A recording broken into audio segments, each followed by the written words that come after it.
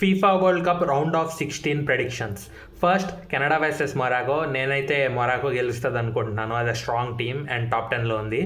Next Paraguay versus France. It's obviously one sided match for France. వాళ్ళు ఆడే ఆట mind blowing. Next Brazil versus Norway.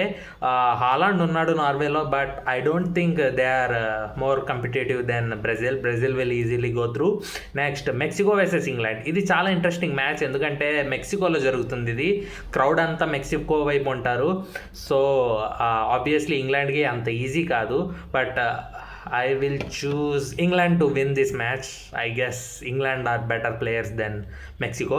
Next USA versus Belgium. So USA ఇంత దాకా వచ్చిందంటే చాలా ఆశ్చర్యమనే చెప్పాలి నాకైతే, బట్ ఇది కూడా వాళ్ళు గో త్రూ చేస్తారనుకుంటున్నాను. USA will win. Next Switzerland versus Colombia.